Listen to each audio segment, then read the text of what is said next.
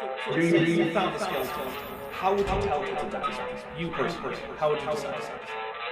Well, interesting question. I don't know. I'd have to do some research on that.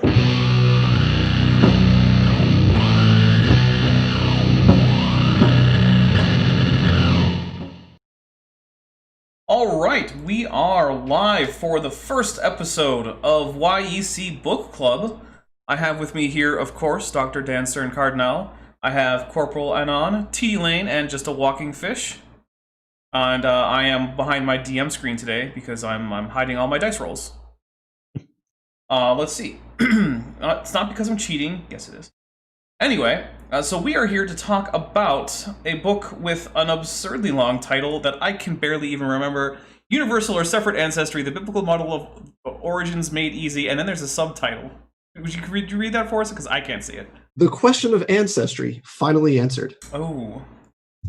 So my first note actually is this is not 1830. That is way too long of a title. There are reasons to admire and want to emulate Charles Darwin. The titles of his book is not one of them. That is not something to emulate. Please do not try to emulate those titles. So, all right. So I guess what I'd like to say is, Dan, you're the one who made sure that this really came together and that we all got to get to grips with this book and whatnot. So let's start with you. What are your initial thoughts? So first thing is that this is the first edition of what will hopefully become a series of book clubs in which we will discuss young Earth creationist books. And the way we're going to do this is we're going to start with brief first impressions for everyone that's visited this book. And then we'll talk in a little bit more detail if anyone has anything specific they want to get into. And we'll finish with our final thoughts, just kind of our big picture, kind of 30,000 foot views. And like I said, this is hopefully the first of many of these discussions. And I expect that some of these discussions could be on the technical side. I fully intend, either in a group setting like this or individually, intend to cover Nathaniel Jeanson's Replacing Darwin. If we end up talking about, for example, Genetic Entropy by John Sanford, like those books purport to make like a scientific kind of case. This discussion, I don't think will be like that because this book is not like that. It's not making a play, it's making a serious scientific argument. That's the first thing that I think needs to be said here. So I don't want to speak for the rest of the panel here that we've gathered tonight, but speaking for myself, I am not going to treat this book as something that is making serious scientific arguments and defending them in scientific terms. I don't think it deserves to be given that degree of credit. I mean, if I'm being frank, this is not a serious work of persuasion or academic rigor or, whatever terms you want to apply to some of the books that are published in the evolution versus creationism discourse.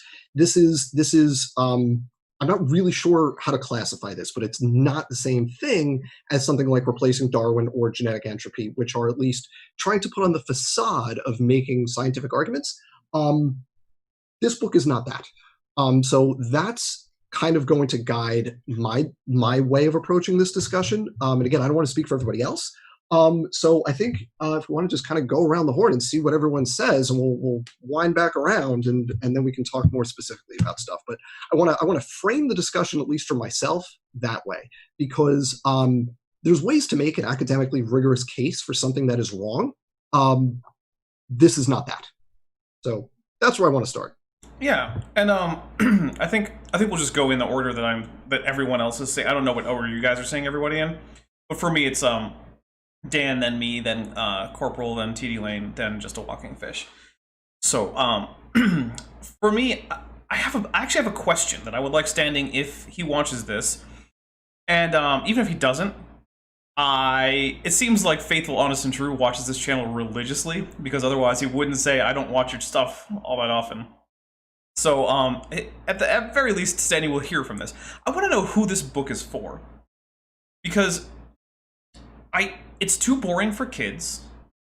I can't imagine any adult finding this sufficiently rigorous. I mean, there are basically no actual arguments that have any kind of evidence put forth. They're just a bunch of bald assertions. It can't possibly be something that's trying to persuade scientists, because quite frankly, it's just laughably bad. There's just nothing there. So really, who is this for other than Raw Matt Standing and I guess Faithful, Honest, and True's ego, since apparently Faithful, Honest, and True edited these books, which, if anything, is an indictment on editing skills. Faithful, Honest, and True, your English teacher, wherever he or she may be, is probably crying right now. Assuming you had one. It's a bit iffy given how bad you are at editing, but you know.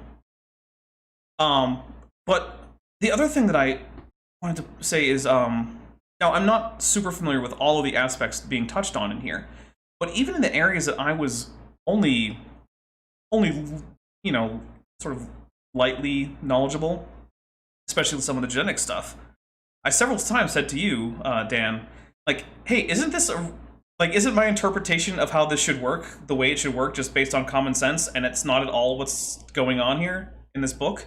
And every time it was like, yeah, no, it's really simple, and this book just gets it badly wrong.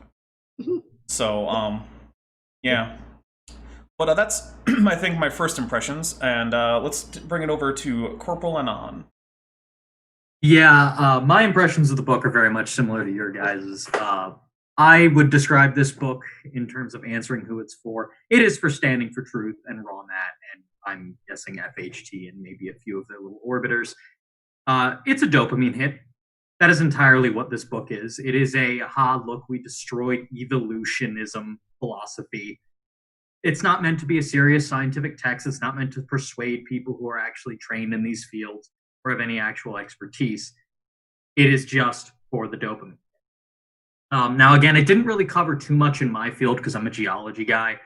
Made a few geology claims, and I think we'll talk about them in depth a little later.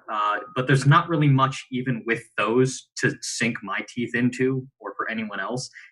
And while I know they might claim that wasn't the focus of this book, and it wasn't, that's a pattern that, from my reading, was found ubiquitously throughout it, regardless of what topic it touched. So, I mean, yeah, that's my impression. Moving on to whoever else. That would be T-Lane. I have a very similar impression. It's obviously not intended for a scientific audience or even regular adults. It's intended entirely to stroke creationist egos and strengthen confirmation bias of other grassroots creationists. The only good thing I have to say about it, just two things. It's short, and it's better than the falsifications book. So, I gotta say, though, it is short, but it was still extremely hard for me to get through. If I didn't have a deadline, I would never have finished that book. It was just painful. And I'm sorry, but like I've consumed, as everyone here I think knows, I've consumed probably thousands of hours worth of creationist content, whether it be in book form or in audio form. I've tweeted out parts of my creationist library, which contains some substantial works. I mean, we're talking like, 30, 40-hour reads here. And I have poured through those. And this, 105 pages? I was, like, trying to claw my eyes out. This was just terrible. I do not recommend that people buy this book.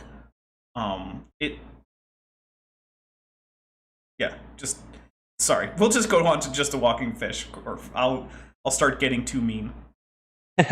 Well, I think my opinion diverges from y'all's a little bit. I think it's not intended for creationists or anything. It's intended for us because we're the suckers who bought it. I didn't buy it, but fair enough. But I think my biggest thing with it is it was just it had very little citations for something like making so many ballsy claims. Like, it was just huge claim after another without really any supporting evidence. Like, if you're trying to overturn one of the most well-supported scientific theories, you got to be slapping cards down like over and over again, which they really didn't do. Yeah, there were less than 3 full pages of citations. Yeah, and I felt like it was just pretty short in general. Like, once again, if you're trying to overturn one of the most well-supported scientific theories, you're going to need something probably a little bit more substantial that I can go through in like 45 minutes. You might need something more than like 100 pages of size 20 font. Yeah, if you've read On the Origins of Species, it's like 5 or 6 times longer. And that was like a foundational text that didn't have any other supporting evidence. It was just like Darwin laying out his ideas, That he wasn't even going into like evolutionary genetics, evolutionary development, like any of these other subfields that we have now. So I felt like it just wasn't very compelling for me. In fact, I actually I want to show the audience the just a regular old page. So we'll pick a page from Here, I got. I can show it to everybody much bigger. Yeah, I'm sure you can. So okay, so like this is page 7 and 8. So this is the kind of pages that we're talking about. There are very short paragraphs, but 4 of those very short, 3, I guess, slightly more than 3 is taking up a whole page here. Because 1, there's a picture inserted, and 2, the font is just gigantic. It is... I kind of wonder how anyone is expecting this to be a reasonably priced book at, what is it, like $14? It was like $10. I think it was like $10. Okay. Even the prices, then, I will say the prices fluctuated all over the place. I actually originally bought it for like $4, but then that version of it became unavailable. So then I had to go back and redo my purchase, and I got the one that was $10. I forget if this one or one of the other SFT books that came out recently has the color version that's like twice as expensive, but like I got the cheap black and white version. It's this one. by the way, those the are color version. Those are Dr. Dan's fingers Those to are- answer the chat. That was me. My Yeah, fingers those- are bigger and clawed, and I have fewer of them. Well, actually, I suppose I do have 3, so... Still no finger I have to say reveals. this: the colored version of this book is $19 USD. My goodness. A lot of money per page. That's entirely ink, obviously. Oh, At least then you'll be able to see the hyperlinks. yes. I also want to point out, so look at the page numbering. We've got 7 on the inside near the spine, and that is the case throughout the book. All of the odd number pages are improperly numbered. Not with the wrong number, it's just that it's near the spine, which is either go for the middle to make it easier on yourself. So even if your page number Always just number in the middle. Don't make it hard for yourself. Oh, yeah. Just do it in the middle. Look, I actually have a note on what Walker said earlier about citations. All the citations for this book are in references at the end. Oh my god. That they actually give the citations for. I do want The to problem say is that the referencing is completely garbage. I do want to say 2 things in fairness here. So one, we invited SFT. He could not attend tonight. His family obligations, all good. But we did invite him. Wanted to have him here to talk about this stuff. Second thing is there is a new version out, apparently just like today, that has the numbering issue fixed, and it has an extra bunch of pages of content. Apparently some of it is devoted to refuting me. So I'm excited to see that at some point. I'm not going to buy it, but if anyone would be nice enough to like screen share the new version with me at some point, I'd love to put it see on your Amazon wish list. I would love to see Ian, SFT gotcha. try to refute what I have said. I'm not sure what he goes for, but that would be nice to see an attempt, because we have not seen that yet. So that would be, I would love to see what the bonus content is on the new version. John Wick says that his copy has numbers in the center. So Yeah, that's the new. Yeah, he's got the new version. He's got the new Okay. fancy one. oh, and he says he just bought the Kindle version today. Okay, There you go. and it That's has the chapter quote unquote refuting Dan on those are my scare quotes. To be fair, those aren't John Wick's scare quotes. Those are mine. But he says that it has a chapter refuting you on genes and alleles or something. He says he's not sure if it's any kind of technical. I am going to go ahead and say that I am extremely confident that it is not technical without having seen it, simply on the basis of having read the rest of this book, which... So yeah, that's a good segue. Since we've now given our big thoughts, do we want to talk in a little more detail about some of these specific goings on? I would, actually. Actually, I think because you probably are going to have the most in-depth comments, Dan, since I think it is mostly... Well, I mean, a lot of it is very heavily genetics focused. Yeah, a lot of it is. I probably have, I don't know about in depth, but I certainly have, I have a list of topics. So I can wait till the end, or I can go whenever. It's whatever you want. Well, I think let's get Corporal in real quick, because I think he said that he did not have too many comments. So Let's knock out the geology. Yeah. So, Yeah. Corporal, what do you got? Again, like I said, they don't have a lot on geology, and I get it. That's not the focus of this book. They have another like docs file book that's entirely about like a flood model that they made, which was an interesting read to say the least. But according to this one, a couple of things that they make, a couple of claims they make is they argue that the same layers which were laid down by the flood were then eroded away as the floodwaters rushed off. I believe, let me actually check the actual wording here, pull it up on my file. Here we go. They state, evolutionists assume deep time when, in fact, the evidence suggests all the layers were deposited in 1 year during Noah's flood. Those layers were then eroded away as the floodwaters rushed off. Now, I think I know what they're trying to say here. I think they're trying to argue that the global flood deposited a vast number of strata across the world, and then large amounts of those strata were then eroded away as the floodwaters receded, and that's pretty typical of creationist models. Michael Ord has some stuff on that. But my issue with this is the phrasing. There is no context here as to what they're referring to other than some unspecified pictures on the next page. And I'm quoting from page 33. And the way they phrase it makes it sound like the layers of the earth were deposited and then destroyed at the end of the flood, which would imply there would be no record left. So they need, if whatever argument they're trying to make there, that needs to be cleaned up and clarified.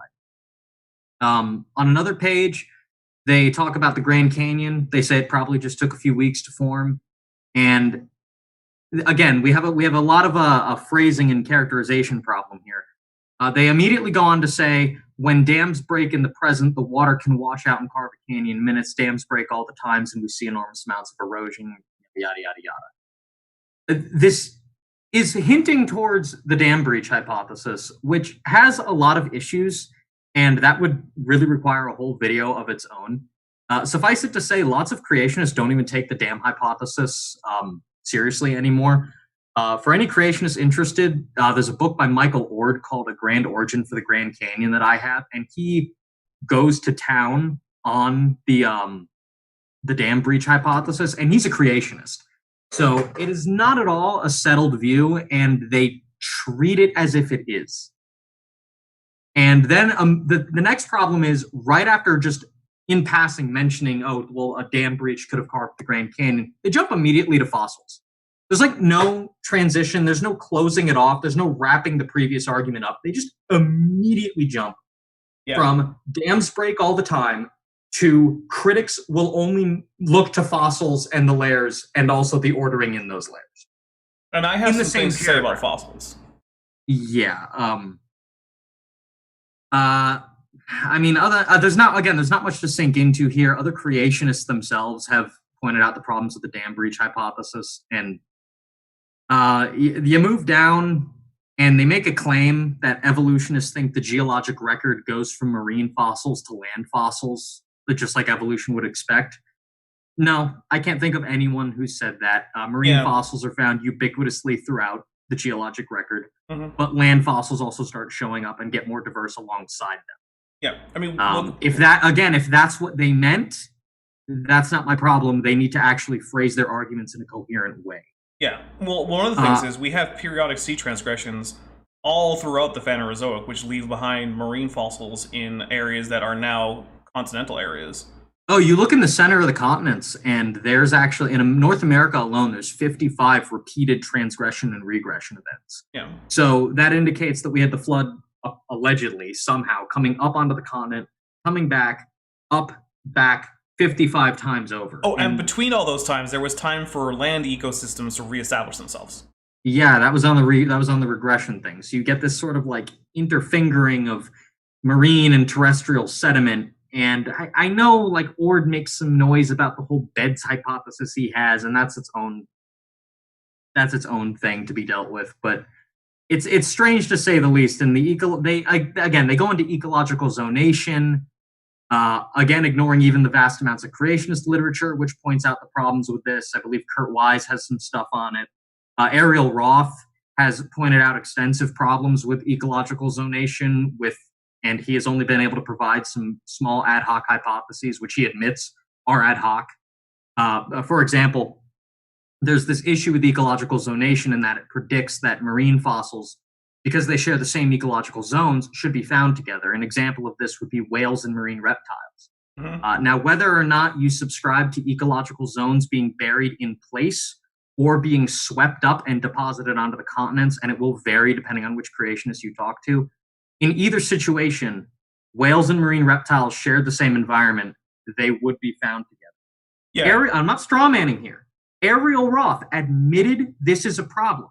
And so his solution was to say that for some reason, God made elevated inland oceans that when the flood came on, it would sweep the lower, like the marine reptiles and stuff from the main ocean onto the continents. The flood would keep rising. Then it would reach these elevated perched inland seas, grab the whales, and deposit them at a higher stratigraphic level. Look, those are just God's aquaria.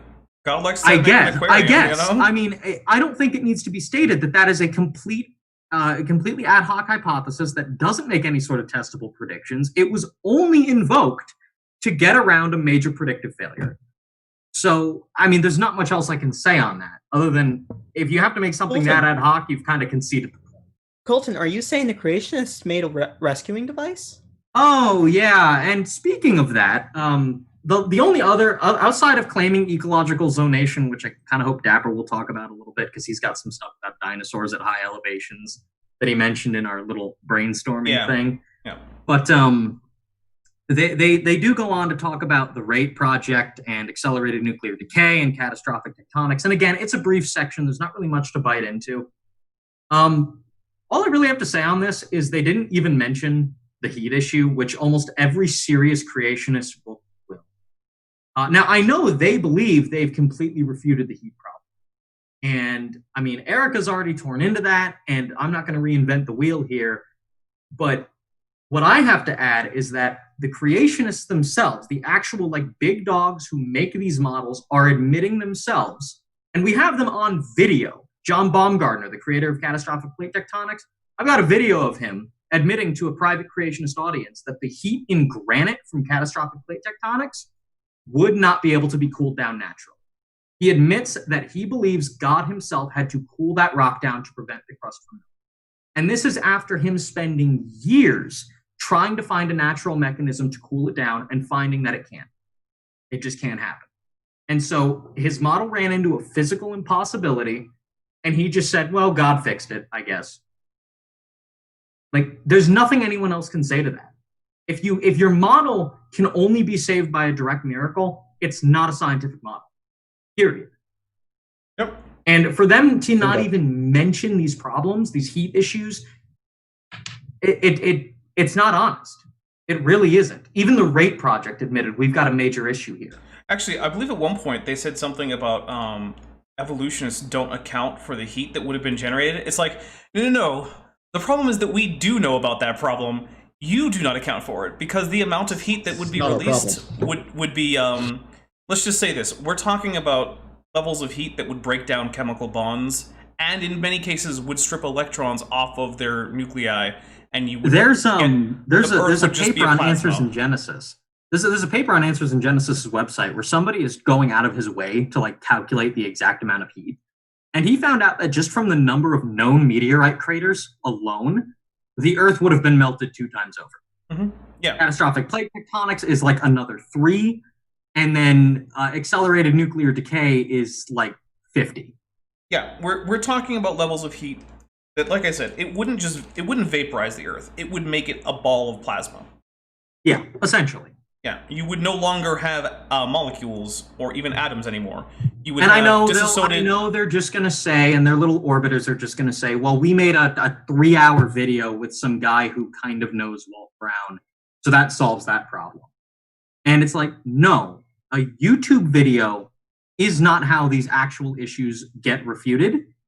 And when your own side, your actual professionals don't admit that there's a problem that they are having to solve with miracles, that's the ball game.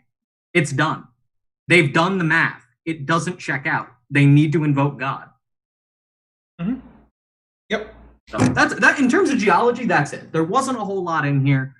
And again, I know they might claim that this is not a geology focused book. So why would we put much effort into it? And fair enough, but from what I read, they didn't do that with anything else either. Yeah. And by the way, we have a $4 super chat, or sorry, $4.99 super chat. I don't want to shortchange Vandalia 1998 here.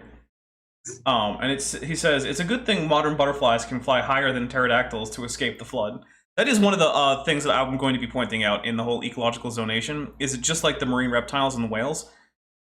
We know of many basically pterosaurs that flew over the ocean, much like things like modern albatross or something.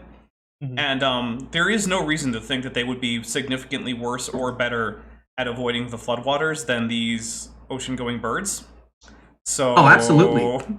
Those things should have been able to, if they could cross oceans, they should have been able to make it to the highlands. Right, which they absolutely could cross oceans, because we have, by the late Jurassic, we have members of the same species going across, at the very least, the Atlantic Ocean. And the thing was, sure, the Atlantic Ocean was smaller in the Jurassic, but it actually wasn't that small. It was still a substantial body of water that would require extreme adaptation to be able to fly over, and we know they could.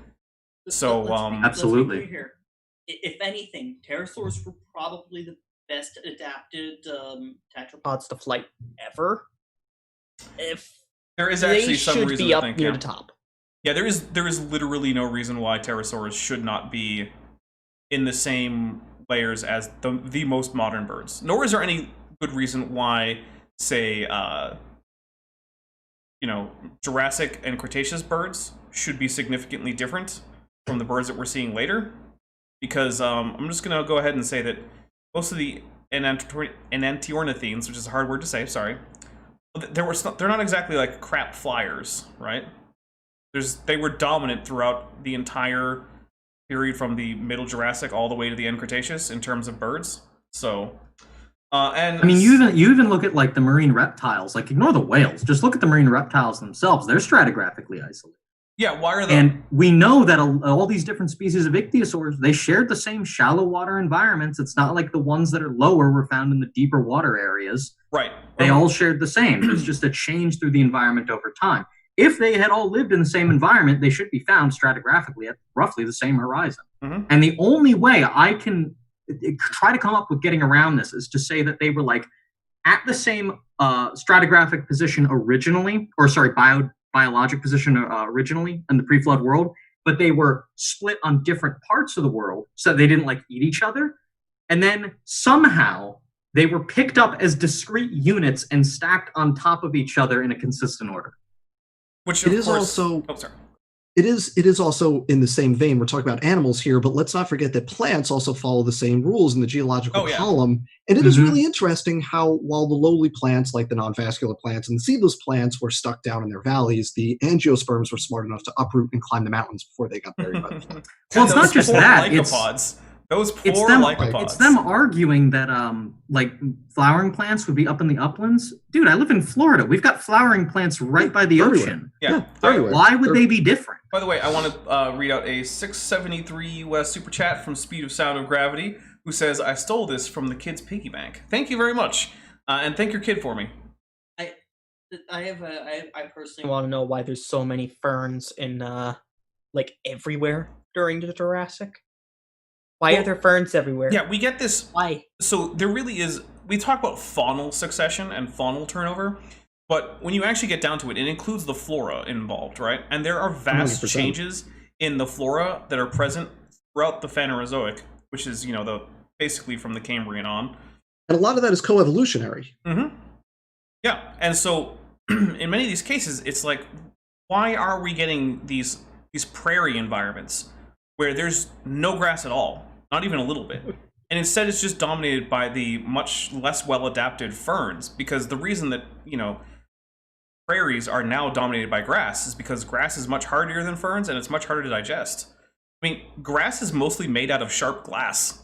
That's why not many things can eat it. John Wick in the chat says, I think Standing for Truth said whales and sharks were in different oceanic ecosystems in a debate against emo. I don't know how that makes sense because whales and sharks share the same ecosystems today. And they are, like, that's, where do you think whale corpses go? Bull sharks love those. That's a bizarre claim. But I think, so we do have a pretty good segue into some of my thoughts on things like fossils, but we could also switch back over to Dan if you want to go first. Some let me God, I have so much to. The first thing I want to say here is that I think that was a very generous interpretation of this work. My reading of it is much less generous in that I don't think that the arguments are as well thought out as you're making them out to be.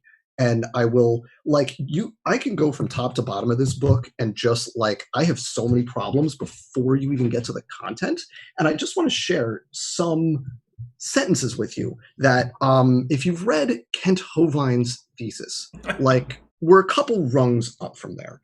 And, just want to give you a quick example. Here's on page 19. By the way, that's an extremely low bar, so don't be impressed by being a couple rungs up.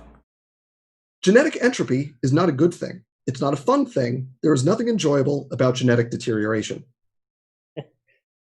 Let me hop over to page 61. I know this is getting redundant, but it's incredibly important to understand just how badly evolution has been overturned. I'm just asserting. I'm just saying. Read those again like Trump. Yeah. There's if you go back a couple pages to page 59, this is inferred. This is where's the part about rescue device? It just says this page 59, right? Yeah. It just says this is inferred. This is a rescue device. Here's what evolutionary biologists say. This is inferred. It's a rescue device. No evidence for that claim. Yeah. No, this is why the claim is wrong. Just this is a rescue device that is sufficient to undermine it. Moving on, right? Some of it is just the word that popped into mind as I'm reading this is childish. So on page 23, we have the line, do creationists deny the role natural selection plays in fine-tuning? The answer to that question is a big fat no. Direct quote. Page 58, this is where they, biologists, have jumped to fairy tales. Again, no subsequent evidence, just asserting that the claims made by biologists are fairy tales. We also have several instances of just misrepresenting, and I don't want to attribute all of these to Standing for Truth directly, because a lot of what he's doing is just taking work from professional creationists like John Sanford or Nathaniel Jeanson. They're professional. Right? They do get paid for it.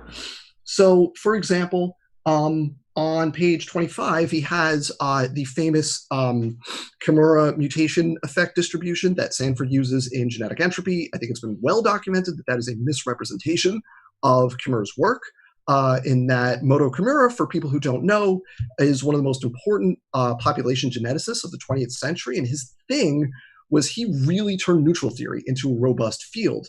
And one of his seminal papers on this from 1979, he presented a model showing how neutral mutations accumulate. And one of the things he did in this model was he just said, beneficial mutations don't exist. And the reason he did that is because the model was simple and it just had linear accumulation. Now, beneficial mutations don't accumulate linearly because of natural selection. So if you have beneficial mutations in a linear accumulation model, it doesn't work. It doesn't show what actually happens in nature. So he said, look, we're oversimplifying this. We're getting rid of the beneficials.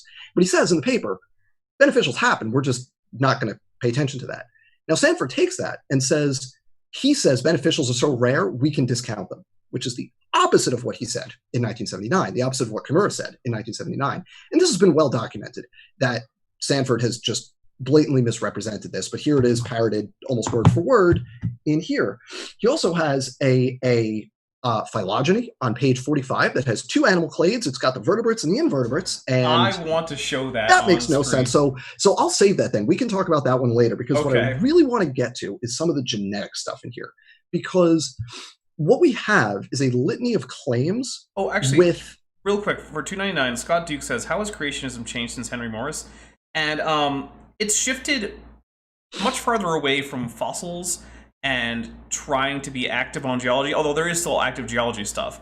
And now it's mostly going into just spouting jargon in ways that doesn't make sense about genetics. I think that's one of the biggest things, is they've really been trying to hit home about the genetics. Yeah. Probably because I think the public has a much harder time understanding genetics than they do basic paleontology. A lot of it comes from the late 80s, where you had the Edwards v. Aguillard Supreme Court decision that outlawed creation science as, correctly, religion.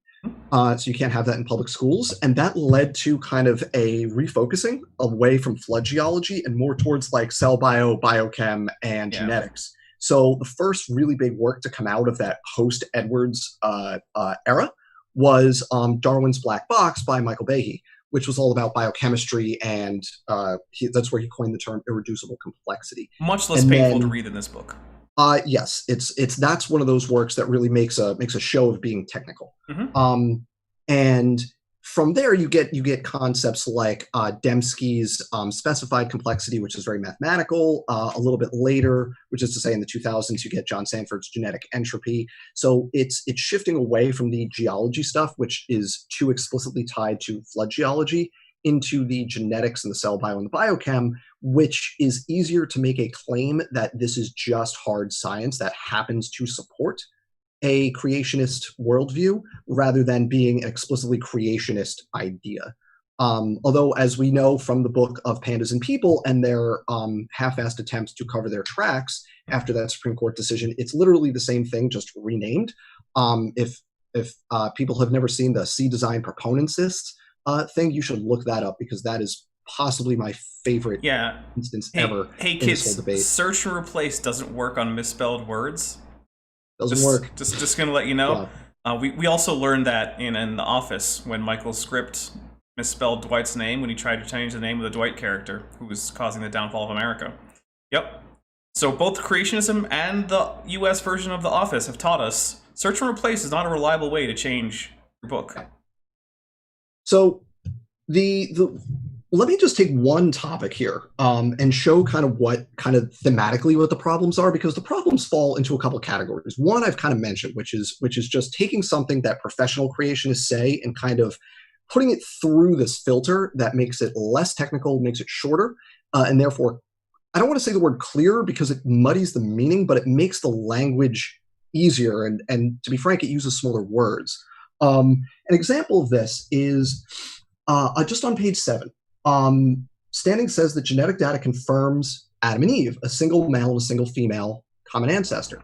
Now, that is a misreading of what most recent common ancestors are for the mitochondria and the Y chromosome. This is one of those things I brought up to you, right? I was like, right, am I completely off base about this, or does this not make any sense? This is like evolutionary biology 101. This is not like a complex idea. But to be fair, this is not Standing's fault. This goes back to Carter and Sanford. I will read a direct quote from Carter and Sanford. I want to say it is still his fault, because he should have done his due diligence on this. Fair point, but this is not his idea. He did not invent this misrepresentation. Now, Carter and Sanford are geneticists, right? So they know this is Dr. John Sanford and Dr. Rob Carter. This is a direct quote from them, okay? For years, geneticists have known that there is a single paternal ancestor and a single maternal ancestor for all of humanity. Now, that line alone, you see similar phrases in actual biology literature, right? Because what that means is there's a Y chromosome most recent common ancestor and a mitochondrial most recent common ancestor. But the next line is where Carter and Sanford tip their hand. Again, direct quote, "This is a direct prediction of the biblical model." And that line implies that we're talking about two specific individuals, one male, one female. That is just not what a most recent common ancestor is. It's not how that concept works. We're talking specifically about the most recent common ancestor for the mitochondrial genome and the Y chromosome. The rest of the genome has other most recent common ancestors in the more distant past. Okay, and who we couldn't determine the sex for, right? Right. Yeah. So, it's not that Standing for Truth is coming up with an idea that is wrong. It's that he is taking an idea that is presented to him by people who know better that is wrong and repeating that idea, right? And that is a common theme here, okay? The other thing that's going on here is that we have cherry picking, in particular, outdated research. So on page 28, we have a citation, and I use the term citation loosely because it's actually a screenshot of the paper. There's no, like, it's not a technically correct reference. It's just, here's a screenshot of part of the paper. But it's a paper from 1998 looking at human mutation rates and most recent common ancestors. And, like, 1998 was a long time ago. We've done a lot of work on this since 1998. And if you're going to pluck something from 1998, you better be ready to defend it. But there's no attempt to defend it. It's just these people at this point said this, therefore that is we're gonna carve it into stone, and that's what the answer is. Actually, like, there's new work since then. I had a sort of an analogy that I wanted to go about for the why the Y chromosome Eve does not imply that there was a single woman who is the sole woman, who is the sole woman from whom we all derive. So there are a few major haplogroups for mitochondrial DNA, right? Although where we decide this amount of diversity is major is arbitrary. We could just say there are 6 or 8 or whatever, and like it wouldn't make any difference. There's branching patterns. We've decided that at 3 different points we're just going to call them major groups because there are a lot of people that fall into those groups. But anyway, so I believe it's L, M, and N, right? Okay, so we know that because these are groups that split off after mitochondrial Eve, none of the most recent common ancestors for those subgroups were the sole female around, and not even likely the sole female in their local community. Because even if creationists are going to go with, oh, well, you know, it was Noah's daughters-in-law, well, they still weren't the only women around at the time. And there would have been crossbreeding between their descendants and the descendants of each other, right? Yes. Okay, so let's say that Elon Musk gets his way and we set up a colony on Mars. But for some reason, all the women there fall into the L haplogroup for mitochondrial DNA. Why? I don't know. It's just what happens. And then the worst case scenario happens. Gigantic comet smashes into Earth. Now there's a new mitochondrial Eve. It is the L mtDNA. It's the Mars founder, yeah. Right. Well, she would actually have been on Earth because that would have been whoever the most recent common ancestor for L is, right? But we already know, even if younger creationism is true, that she's not the sole female ancestor of this whole population because there would have Standing's had here, to boys. Oh, hi, Standing. Oh, welcome, Standing. I'm happy for Standing to be tossed the link, if anyone wants to. I emailed him the link, so he should be able to enter. Standing, in your email, you have the link. I believe I know how to add him if he comes in. I'm not super confident with Zoom because, well, I don't actually have the upgraded version of Zoom. It'll just be under participants and it'll say add. Got it. Okay. No, the other thing with the most recent common ancestors is they move. They're not constant. The biblical model requires that they be at a constant point in time, but they shift around. If you look at a generation, if you look 100 generations in the past or 100 generations in the future, it's different. Yeah, because certain lines will go extinct. Certain lines go extinct. Yep. So, and actually, that's one of the things that they brought up is also the study that, according to both some really bad science reporting and a lot of creationists who jumped on it, said, oh, all these species had came into being like 6,000 years ago. And it's like, no, what that is it's the average time from the most recent mitochondrial ancestor, and because that individual is always going to shift up, in time as various mitochondrial haplogroups go extinct, it is always going to be closer to now than the ancient. It's always going to keep shifting up, so it's going to stay. It's going to constantly shift upwards. Right. Yeah. So 6,000 years from now, it'll still be the case that most of those species will have had, and I don't even remember if it was 6,000 years. It was not that, if I remember correctly. But whatever the current number is, if you go 60 to 200K. Okay, there you go. So in 200,000 years, most species will still fall within that range, because who their MT Eve was now won't be the same individual. It'll be one of her descendants. Exactly. Yep. And for me, the whole thing about like mitochondrial Eve and Y chromosomal Adam or whatever, I don't get how they can consider that a prediction of creationism, because for common ancestry to be true, you have to have common ancestors. Like, you're not going to have genes to propagate throughout a population without breeding. You know what I mean? If you have 2 individual lines that aren't interbreeding, they're not going to stay the same species. So it just doesn't make sense how they can like retrodict that as like, oh well, this is something that evolution wouldn't predict. Well, it is explicitly, again, by professional creationists, a misrepresentation of the concept. Oh, I because completely they agree. point to two specific people instead of two individuals in a population of thousands, right? They say no, it was just two.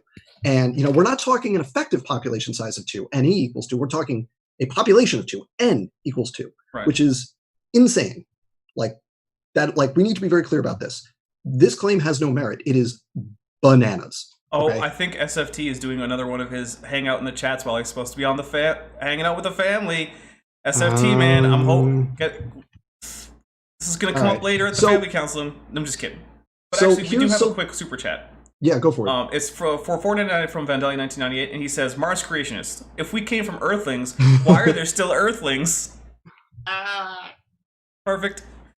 Nice. So I have a whole list of things here, but I'm just going to point out one more example of this where like it's just sloppy. Okay, and the example here is it's on page 50, and the discussion is on time dependency in mutation rates, because what is well documented is that if you measure mutation rates in the short term, right? You do like a pedigree study or something. You measure parents and offspring, grandparents, parents, offspring, right? You get a higher mutation rate per generation. And if you go back further in the past, you get a lower and lower rate over time. And it kind of converges at the long-term substitution rate. Now, what is claimed in this book, this is on page 50, and again, not a claim unique to SFT here. This is a claim that I think he gets from Jensen in replacing Darwin, is that what evolutionary biologists claim is that the mutation rates right now are faster than they were in the past. That is wrong. That is not what time dependency means. What time dependency means is that over time, mutations are weeded out of a population via selection, via drift, via inbreeding. Okay? So if you take a snapshot in the present, you get a lot more mutations versus if you take a snapshot over a long period of time. Okay? And again, Jensen makes the same misrepresentation in replacing Darwin, and as Standing and other people are very fond of reminding us, he's a PhD from Harvard. He knows better, right? But then he says, oh, well, these stupid evolutionists invoke variable mutation rates. They say if as you go back in the past, the mutation rates slow down. Nobody's saying that. The mutation rate is what it is. But the substitution rate over long term is slower because of things like selection and drift and inbreeding. Okay? This is just a basic error in population genetics and evolution. And I want to refer people, I'm going to put a link in the chat here, or I don't know how to, I'm going to put it in the chat in the Zoom, and then somebody can put it in the chat in the video, to Evograd's series on replacing Darwin, because he has a really good detailed rundown of this, including some really nice figures. So here's the link to that specific post, and he goes through this in a lot of detail. In terms of how this time dependency works and what factors cause you to see a high observed rate in the present, like if you do a pedigree study, which creationists are very fond of because they say, well, that's the empirical rate. But then over time, you can directly measure how that rate decreases by looking at more divergent populations. And creationists will very frequently say, well, you're just invoking evolutionary assumptions and imposing a time frame on that. But as I've said before, you don't have to impose any kind of assumed time frame when you have things like the historical record that you can go back to for like when specific places were settled by humans, and then you know exactly how long two populations have been apart, and you can measure the long-term rate at which differences accumulate between them. There are two quick things. This is just sloppy. This is just sloppy work, and it's kind of parroted here, but it goes back to the professional creationists who are frankly lying to their audience because they know better. T-Link, could you put that link in the chat real quick? If I open up the chat, it'll just be showing up on stream and it'll be distracting. There you go. The other thing is, I want to point out to chat, yes, Standing, who is in the chat, is in fact aware that, according to the creationist model, unless Mrs. Noah was doing some not okay stuff, Noah would be Y chromosome Adam in young Earth creationism. So please, yeah, he calls him. Oh, sorry. Yeah, he'll sometimes call it Y chromosome Noah, and so please stop with the it can't actually be Adam. Standing for Truth and company are well aware that the young Earth creationism model would say that Noah is actually the most recent Y chromosome ancestor. Which I will say is wrong for another reason, in that if you just look at Y chromosome diversity, there's more of it, and given the measured rates, you need to have the Y chromosome most recent common ancestor more distant than the mitochondrial most recent common ancestor. So the creation model actually has the order reversed. And like, you have to invoke funkiness with relative mutation rates in order to make that work, but there's no empirical basis for doing that. But what if there's hypermutation inbreeding? Now you're just trying to get me to use that one F-bomb, aren't you? Sorry. All right. I have a whole lot more that I can talk about here, because, like, I mean, I saw Dapper. I saw that you mentioned orphan genes. Do you want to talk about the contradiction here in orphan genes? I do, but I think there's one quick thing that I want to ask you about, because I have questions about it. Because, like I said, I'm not super great on the genetics, and I mean, this is your field, so. I'd like to get a quick thing in. Oh, yeah. Ask Dan's question. Yeah. So Dapper, go, and then Lane, and All right. we'll just. So at one point there was a discussion about linkage groups, and there being smaller, relatively small linkage groups, if I remember correctly, in order to help the created heterozygosity spread more evenly through populations. But for the most part, aren't the linkage groups just the chromosomes in eukaryotes? So no, because of recombination. So you've got homologous recombination, or you may have heard the term crossing over during meiosis. So that's how you can shuffle up the combinations of alleles that are linked together on the same chromosome, right? So you got mom's chromosome 5, dad's chromosome 5. You can mix and match the alleles there. Now, this is interesting that on the one hand, you've got creationists invoking very small linkage groups, right? Mm-hmm. To make the created heterozygosity model work. And in fact, you need linkage groups so small that they are actually intragenic. You need lots of recombination within exons in order for that to work. The interesting thing is we're really good at detecting recombination, and we can find hot spots and cold spots. And anybody want to guess where the cold spots are for recombination?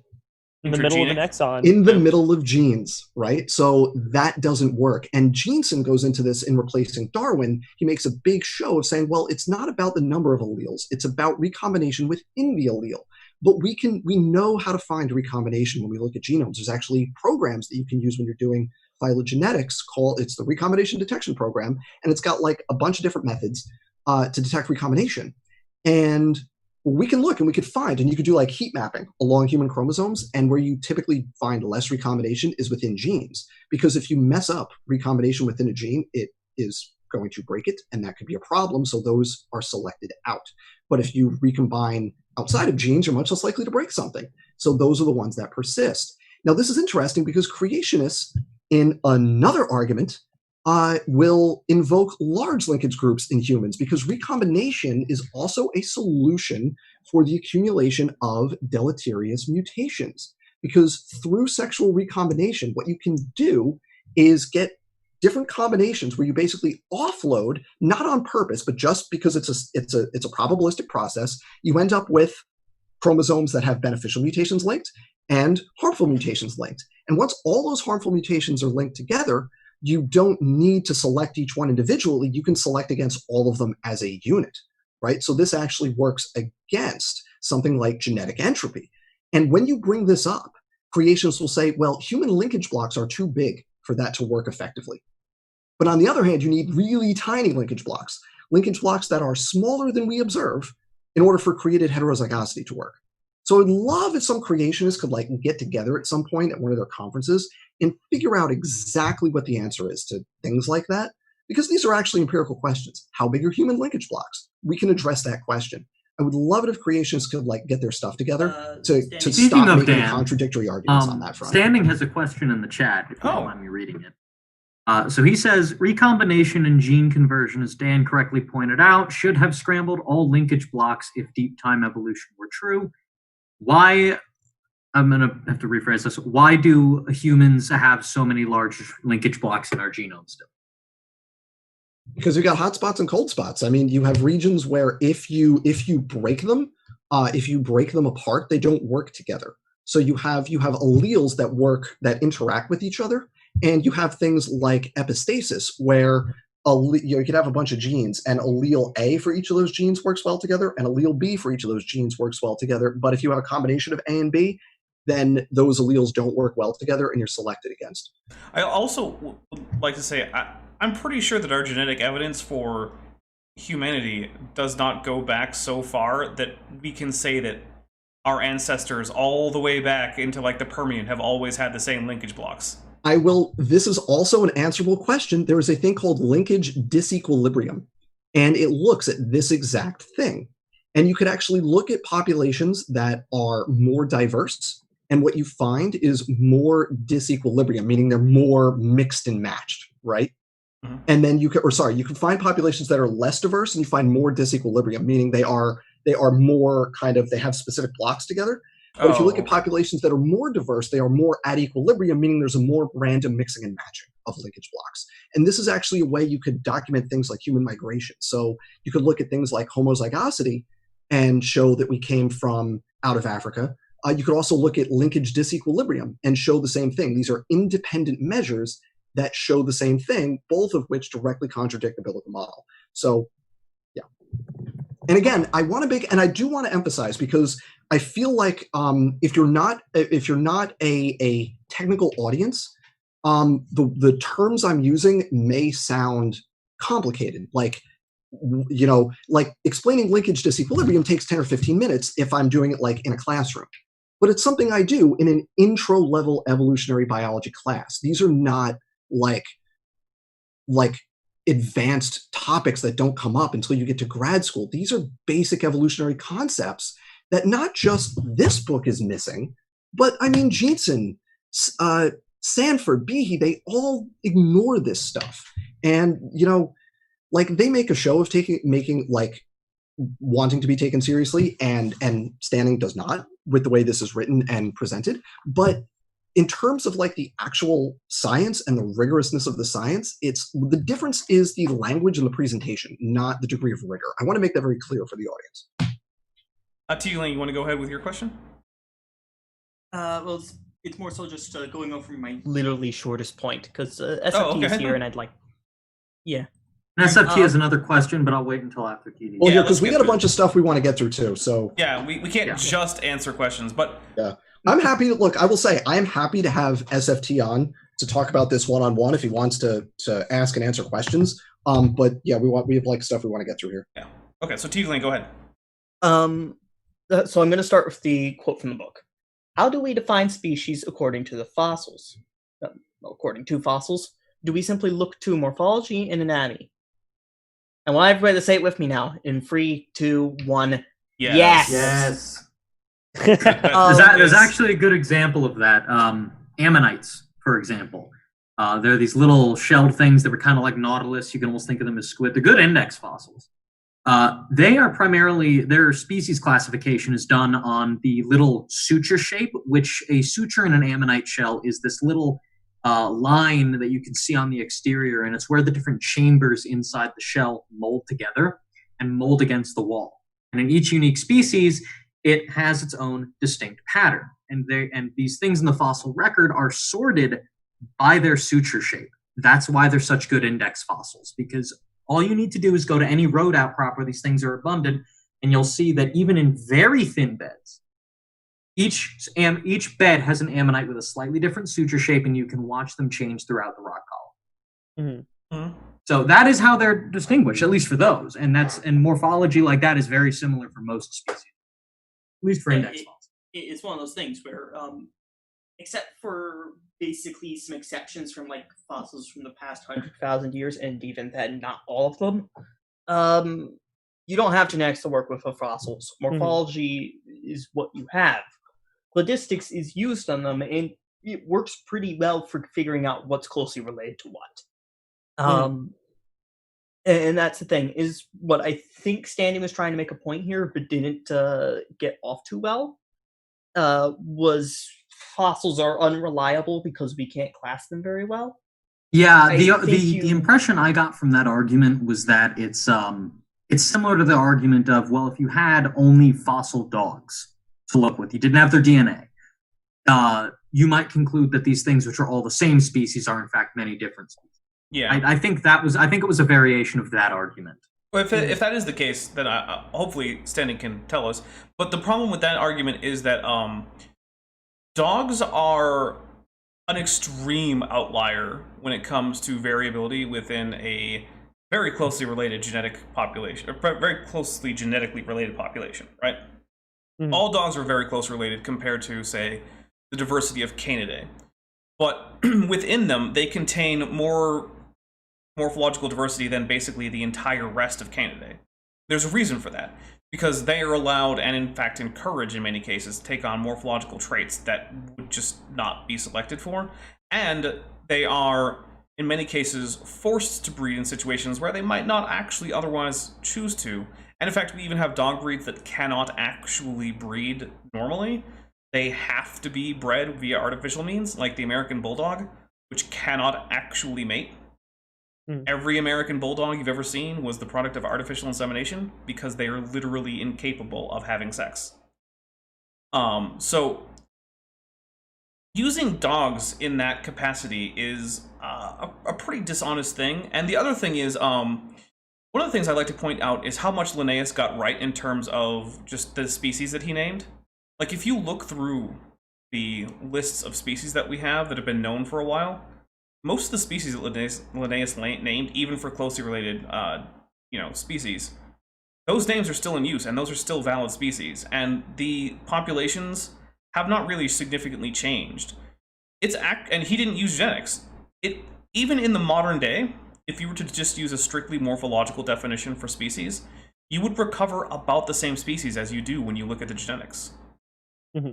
Because genotype has a profound effect on phenotype, as you might expect.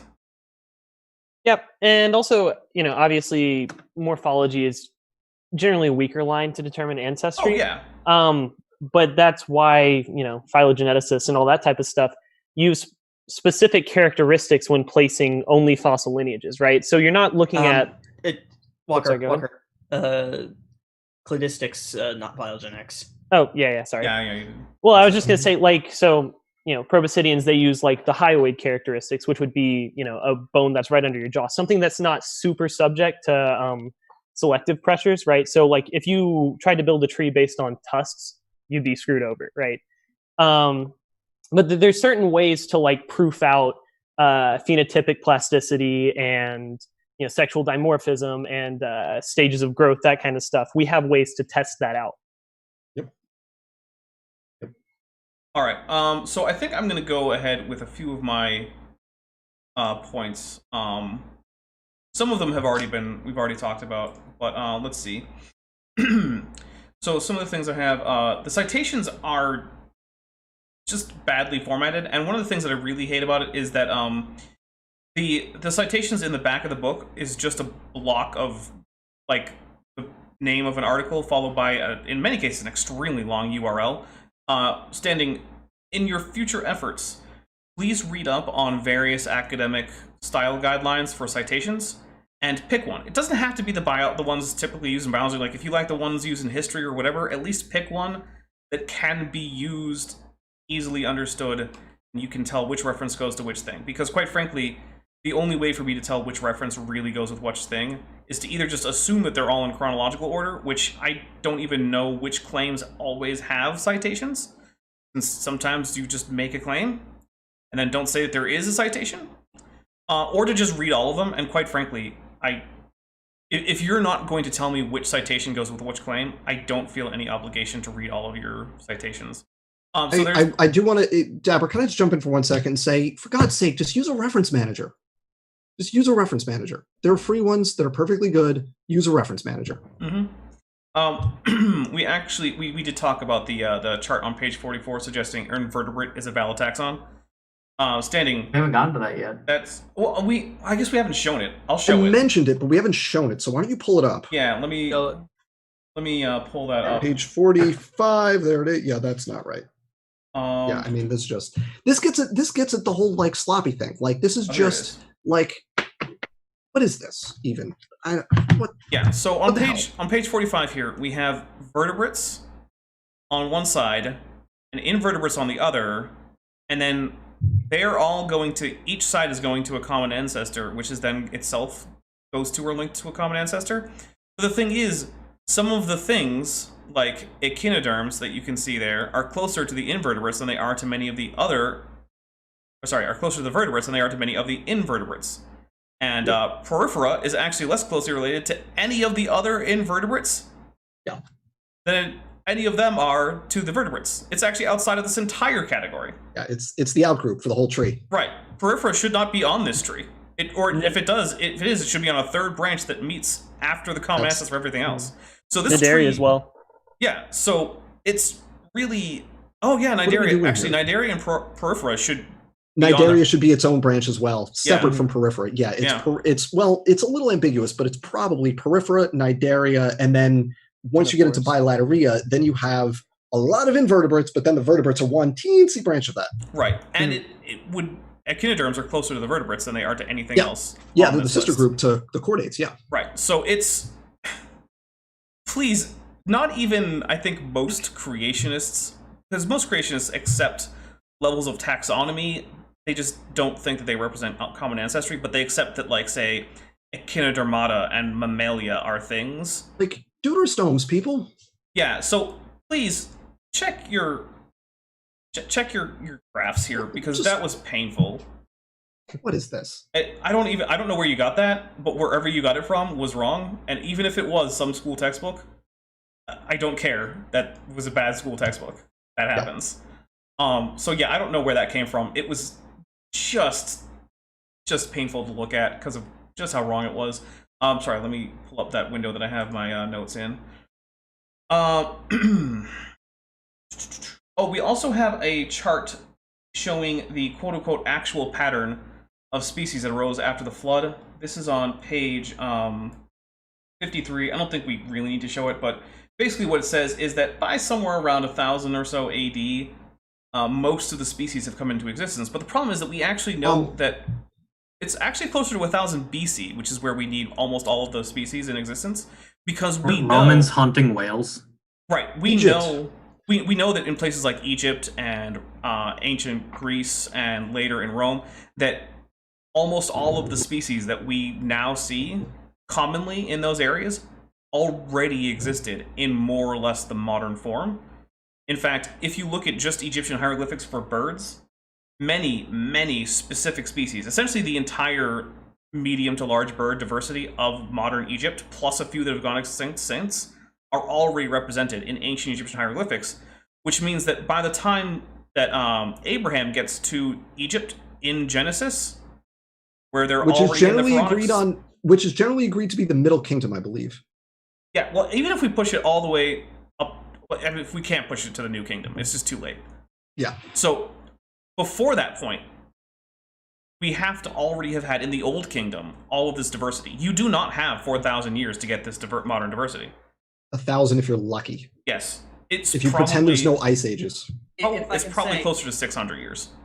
Yeah. I have an addition here. There are tons of caves in Europe with cave paintings of Pleistocene megafauna in them. Mm-hmm. And even some not megafauna. You have to have these animals around, completely diversified for these cave paintings, but before any Greeks or Romans come, because both depicted animals a lot. Yeah. So wrote about them. There's this chart, and apparently it's from Jeanson. It's from Replacing Darwin. Okay, yeah. So, and he actually Jeanson has a series of charts like that where they purport to show linear speciation rates. And what Jeanson does is just plot like how many species there are over time, and then just do a linear regression and just say, look, it's linear. But there are some of them that are clearly staircases. Like, they are not linear speciation rates, and it's comical if you go and look. I encourage everybody to go look at Replacing, and as an evolutionary biologist who says Jeanson is wrong about everything, I want everybody to read Replacing Darwin, because like it's not good, and those pictures are just laughable, where he's saying, look, linear speciation rates, and it's clearly punctuated equilibrium. It's clearly showing adaptive radiations. It's not linear at all. And his timescale can't possibly be right, because we know from historical records that we have more diversity in all of these animal lineages than can be accounted for by Jeanson's timescale. So it's ludicrously bad. It's just history. I don't need paleontology. Just history proves this wrong. So let me get a few more of the things that I wanted to say, because unfortunately I didn't format them super well. While you're looking, can I just point out a contradiction that's in this book in the span of 50 pages? Yes. You have claim That's A, half the book. claim B. Well, true. Claim A, claim B, and they're just flatly contradictory with each other. So on claim A, on page 8, you have the assertion that orphan genes are evidence for limited ancestry. Oh, right? yes, So I did want to get into orphan that. genes or taxonomically restricted genes are genes that are only found in a specific lineage and not in any closely related lineages. Right. And creationists take these as evidence for creation. Because they would have been specially created. Now, the problem here is that orphan genes are so-called because they're typically limited to the species level. But creationists do not say that species are created. They say typically it's families are assigned.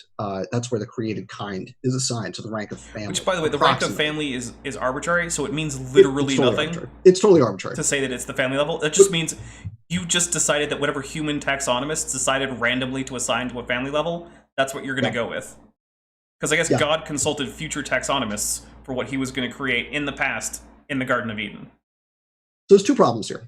One is that you cannot claim that orphan genes refute common ancestry and then turn around and say, well, families represent the created kinds because there are orphan genes within families that are restricted to one lineage, one species within that family, which means, well, you're saying we have an orphan gene, but that doesn't refute the common ancestry of that group. Right. Or you're invoking what is essentially a miracle and saying, well, everybody else lost that gene. And not just like it broke, it mutated, it's no longer active, but it just poofed out of existence in the genome. Because we know what broken genes look like. They're called pseudogenes. We know what they look like. Right. And like, you know, they're not there. So like that's first. It's the creationists claim that orphan genes refute common ancestry is wrong because they require orphan genes within lineages that share common ancestry with other lineages that don't have that gene. So that's first problem. Second problem, I think this is the bigger problem, is on page 58, he specifically says orphan genes refute evolution and support the creation model. But here's where we have a problem. Page 44 and 45, nested hierarchies support the creation model. Which is it? Yeah. If nested hierarchies are an explicit prediction of the creation model, then orphan genes violate that prediction. If orphan genes are predicted by the creation model, then nested hierarchies are explicitly not a prediction of the creation model. You can't have it both ways. If you're going to make predictions, and Standing loves to say, oh, well, we make testable predictions. If you're going to make testable predictions, the point of a prediction is that if it's wrong, it falsifies the underlying hypothesis. If you can have it both ways like that, if you can say A supports my model and also not A supports my model, then your predictions are useless because your model is unfalsifiable. Okay. Actually, so that's like, what are we even doing here? The one of the things that I wanted to talk about was the design results in nested hierarchies, but the problem is that it doesn't, right? So a good example is, let's say we have a car manufacturer, right? So Toyota has several lines of four-door sedan, right? And each one gets like the same name and then an updated year, right? But at certain points, they can decide to do things like they can take the engine design that they've been using on, say, one line of cars, and they can just put it in the next year's model of the next year's, car for that line, right? Yeah. And there's no problem there. That would violate a nested hierarchy. If human design actually fit into a nested hierarchy, then no one could ever take some part that had been designed from one line of products that is a similar category, like cars, say, and just port it over to other lines. Because that's not how descent with modification works. You would have to get novel solutions in those other lines of cars, but that's not what we see in human design. Human designers wholesale port over parts and whole systems from other designs that were not their own and just implement them. Mm-hmm. But I'm going to say what their don't. Response to this is. Okay. Convergent evolution. But the thing is that convergent evolution doesn't help, because when you get convergent evolution, the way we can tell it's convergent is that the anatomy doesn't match. So we have similar wing shapes and similar airfoil ratios and things like this between, say, many pterosaurs and many birds. But the problem is that when you look at the underlying anatomy of the wing, it's extremely different. The only real similarity is that they're both based on the forelimb. And so that's the problem, is we can tell when it's convergent evolution. And that is, in fact, exactly what we should see in human designs. Human designs should show convergent evolution if nested hierarchies were a characteristic of human design mechanisms. Instead, they simply show borrowing from other designs wholesale. They don't show convergent evolution. And so that was actually one of the things I wanted to get to, is that no, human designed objects do not. Emphatically, I want to make this extremely clear. There is no way to fit a nested hierarchy onto human designs unless the human designers specifically set out to make a nested hierarchy, which engineers don't. Like, I'm doing that with the speculative evolution project, right? That will fit into a nested hierarchy. But because that's a design choice for this speculative project, because we're constraining ourselves to hypothetical but reasonably realistic evolutionary processes. Are you trying to imitate the process? Right, exactly. Yeah. I'm actually going to make a note on the car analogy, which I think should go well with it. An example of designers just yoinking parts from other cars. Range Rover, back in like the 80s, I think, made a really good V6 engine. And a bunch of other car designers, especially British, just took that V6 engine, licensed it, put it in a different car. Right, which is the exact opposite of what a nested hierarchy is. So yeah, please,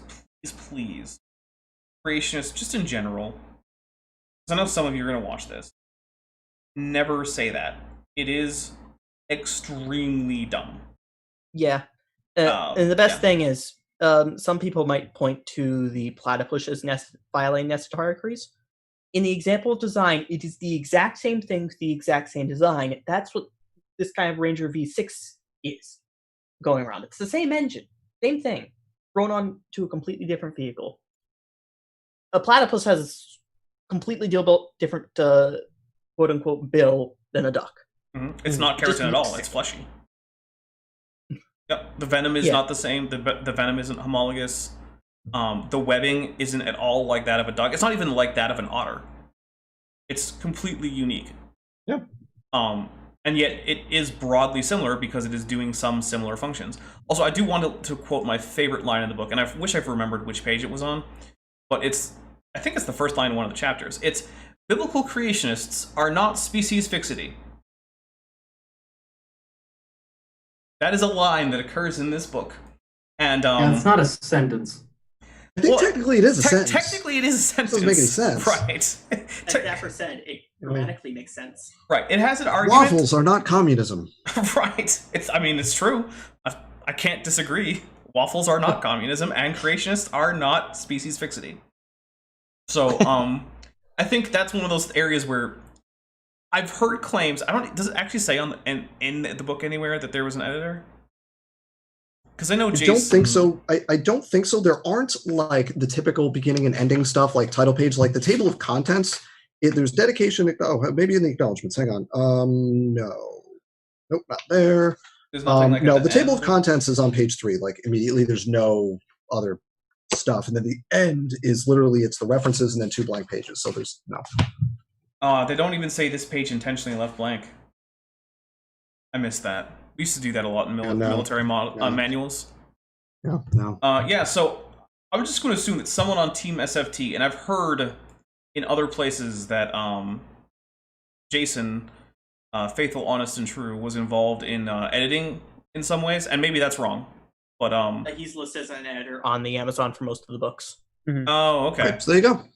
So, standing, as with almost anything involving Jason, maybe you should get a different guy to do that. Because he seems to be incompetent, not just as an editor, but as a human. I don't think he's humaning very well. So, maybe get someone. Heck, I would legitimately edit your book. You might have to pay me for it, but I would legitimately edit this in a way just to go around and fix things like formatting and making sure sentences are sentences. And I would do a better job. It's hard to imagine anyone who could have possibly done a better job than whoever it was that edited this book. Or sorry, a worse job than whoever edited this book. So it's for all of the pomp and the bombasticity and all this that Team SFT have been putting behind this, it's just bad. Also, do we want to talk about Raw Matt's 25-page rant about Before mostly we- nothing? I think Oh, we the should. what are the odds part? Yeah. Yeah. I That think is we my should, but favorite before part. we get to that, there's just a couple quick points I want to make, and I Okay. promise I'll be fast here. Because there's 3 more things. And again, this is independent of whether the claims are right, and I want to be clear that there are almost no factually correct claims in this book. Like, almost zero. But upstream of that, there are 3 more errors I want to point out, just in terms of just construction. First is very simple. Don't say things in separate parts of the book that contradict the previous thing you said. And I don't mean like I just talked about with the orphan genes. I mean things where you say one thing and then later on you say a different thing. And Standing does this with encode. Early in the book, he says, this is all relatively close to each other. Let's see. Page 23, human genome, nearly fully functional. I don't know what the threshold for nearly fully functional is. In conversations with Standing, he's said perhaps 90% is what he thinks might be the case. On page 55, he says most of the genome is functional, but there's a switch mid-sentence here between functional and active. I wrote that down too. Those are not the same thing. Those are not the same thing. And then on page 64, and this is a third thing now, 80% of non-coding DNA is transcribed to RNA. 1, that's a different claim from what has been claimed already in the book, and 2, that's just not true. It's 80%, if we're being specific, the original encode claim was 80.4% had biochemical activity. Some of that was transcription, and later work narrowed that down to approximately 62% was transcribed. Wouldn't that include the simple stuff like being like target sites for methylation or yeah, something like that's that? Yeah, it's a bunch of protein binding, methylation. It's any biochemical activity, I should say, other than replication. Because Right, obviously the whole 100% of the thing genome is right. replicated, right? That would be an absurdly broad definition for anything. Right. So we're saying any biochemical activity other than replication, it's Right. 80.4%. That's transcription and a lot of other stuff, right? And now I tried to pin Standing down on this a couple days ago, and I could not get a straight answer over why we had this contradiction in these statements and why they contradict the literature on the topic. So I don't know what the explanation is, but these 3 different descriptions in 3 different places in the book of what ENCODE found are contradictory with each other, and they also contradict the actual findings. So I have a guess. I think Standing, feel free to correct me. I honestly think Standing thinks that activity and function are the same thing.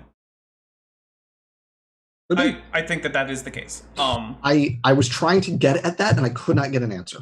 Yeah, I think he thinks that they are the same thing. And as the guy who prides himself on being the genetics guy in Team SFT big time, it's a little concerning. But I think this goes back to one of the critical assumptions of creationism, which is that the entire genome is functional, therefore anything that has biochemical activity is therefore functional. So second thing, and again, I'll be quick here. Second thing is this idea that if something is published, it is gospel, no pun intended, and you can just say, well, this was published, therefore it's right. I think there's a lack of recognition that there is disagreement in the scientific community on stuff, even among people who generally agree on things. And the specific example that I have is I agree with Dan Grauer on a lot of stuff. For those of you that don't know, Dan Grauer is very vocally critical of the ENCODE project and its claims that most of the genome has some kind of biochemical function as opposed to merely biochemical activity. But he said in one paper that if ENCODE is right, evolution is wrong, because in an evolutionary context, you have a threshold of functionality, but 10, 15%, whatever it is, that above that threshold, evolution couldn't maintain function. I disagree with that, and I have good reason for that. 1, there are mutation accumulation assays that show that that's not the case. And 2 is there was a paper that was just published earlier this year, that modeled this out and shows that you can increase the functional fraction of the genome without suffering a fitness cost. Because as you increase the functional fraction, you increase the efficiency of selection. And creationists in general, and Standing in particular, have used this Grauer line to death. Not realizing, I think, that people, like, you can cite what is essentially an opinion piece from the scientific literature, and people are going to say, okay, I disagree with that. Give me actual evidence. And there's no recognition that that is required in this discussion, that citing a person saying a thing is not sufficient to support a claim, even when that statement is done in a peer-reviewed context, right? There needs to be actual evidence underpinning that statement. And there's a lack of recognition that that is the case. So just trotting out Grauer saying if ENCODE is right, evolution is wrong, there's a cap of 15% functionality in the genome, like, a lot of people disagree with that. I'm one of them. You say that to me, and I'm going to say, okay, but give me the evidence because I got evidence that says that's wrong. Right. And there's no recognition of that requirement in this discourse. There's one more thing, and I promise this is the last thing in my notes because this is short and it's honestly kind of funny. Okay. It would be funny if it wasn't just a blatant misunderstanding that I don't know what's going on here. But this is on page 60, talking about jumping genes, transposons, transposable elements. And I'm going to read the paragraph here, because I want to see if people think this means the same thing that I think it implies, okay? Another amazing observation regarding jumping genes and retrotransposons is that many retrotransposons have the start sequences for many different genes, especially genes in the brain. I want to note I'm putting commas in that sentence as I read. There are no commas in that sentence. These jumping genes can jump around the genome, turning on and off genes performing functional roles. I'm going to read that second sentence again because I want to see if you all interpret it the same way I do. Yeah, hold on. I'll do it slow. These jumping genes can jump around the genome, turning on and off genes performing functional roles. That sounds to me like he's envisioning these genes just during regular old cell operation, hopping around, inserting themselves in and out of the genome. Okay, good. That's what I think it says too. Genes, which is just crazy. That's not what's happening. That's not what's happening at all. But that's right. That just Lane, Walking Fish, Corporal, like that's what. Do you read that the same way? Sounds like it. That seems to be the reading. Like that's just not what transposons do. Right. That's not what's going on. No, I don't even know how that. How did he get that? Is that an idea that's current anywhere in creationism? No. They can't. No, this is literally the reason that stood out.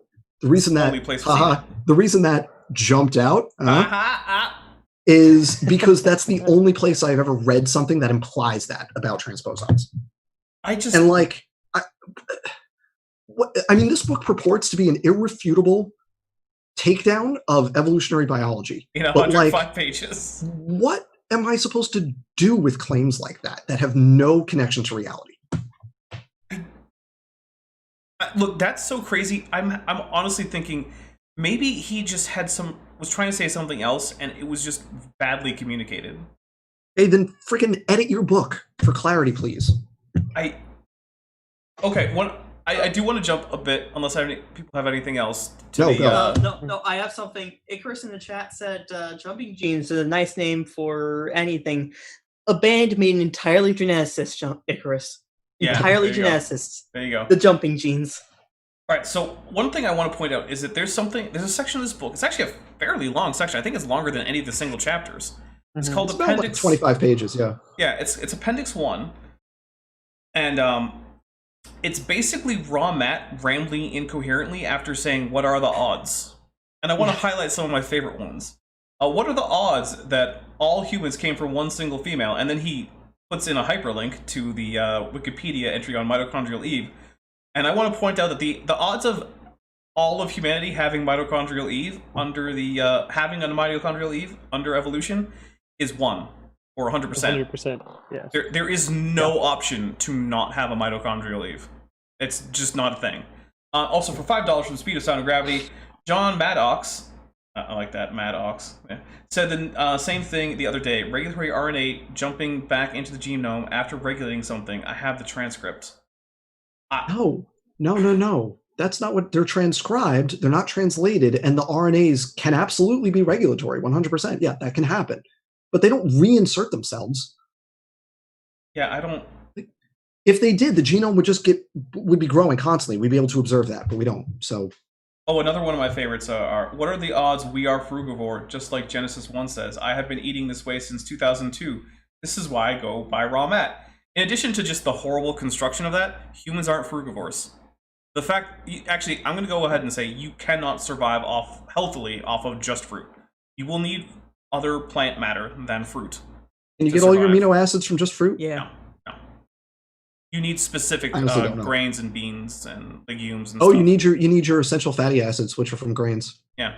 You're going to need specific grains, or you're going to need some legumes to supplement this. You can have a fruit-heavy diet, but also, what he's really asking is, what are the odds that I have a predominantly fruit-based diet? And it's 100% because you just made that choice for yourself. So I don't know what to tell you. It's just, or what are the odds all carnivores, even obligate carnivores, can live off of plants? They can't. Your cat will die on an all-plant diet. Yeah.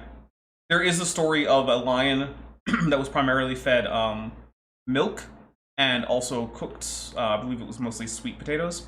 But the cooked milk is a big part of that, because the cooking will, in addition to, introducing a lot of fat and animal protein, will also, to some extent, ease the digestion of the lactose, which the lion would have had trouble with otherwise. Mm-hmm. So, I mean, there's just crazy stuff. Like, what are the odds that the geographical collaboration, I think it means corroboration, with biblical cities and towns and landscapes all line up exactly? Well, pretty good. It was written by people who existed Lived at the in those time places. in the places. It's like saying, why wouldn't it? It's completely unsurprising the Bible gets that right. Mm-hmm. Dapper, it's like saying, oh my god, look at how well the Chinese got the location of Karakoram in Seoul and Hanoi down. Right. Like, why wouldn't they? I mean, it might not have been right next door, but it was well known to them. Yeah. Can I read my favorite one? Oh, yes, please. What are the odds the Bible says God made man out of the dust of the ground, and inside us are found all the base elements? Well, first, that's what not are the true. odds we're made of atoms? First, it's not true that all of the elements that are found in dirt are found in humans. Yeah. Not all of them are actually available for biological life, but still, yeah. What are the odds humans are made of normal matter? I would argue if humans specifically had a very unique set of like atoms in us or something, or elements, that would be evidence for divine intervention and creation. Because there would be no natural way for us to get our composition if that was the case. For sure. But to me, it's just so absurd. It's like, okay, humans are made of atoms, but not only are we made of atoms, we're made of atoms that are found on Earth. Shocker. Because what is a food chain? Wouldn't it be much, much more impressive if humans were made out of just completely foreign elements that just do not occur normally on Earth? That's what Corp was saying. Yeah. Why aren't we made of, like, I don't know, platinum? Or tectilium Extremely or whatever. rare earth element. Here's one that I love. Iridium. This is the entire thing. The whole, what are the odds? What are the odds that Job 38:24 states, by the way that light is parted, which scattereth the east winds upon the earth? I guess the odds are really high because of just what it says. What's the claim here? What are the odds that the Bible says what the Bible says? Really good. That's really good odds. If we can try to complete the thought for him, do you think he was trying to say like there are solar winds or something? I don't know. That's or like the sun heats up the planet and so it makes winds happen. I don't know. Maybe. Again, this gets back to what I was talking about with the geology stuff. There's not even much to discuss because there is no coherent argument. Yeah, it's just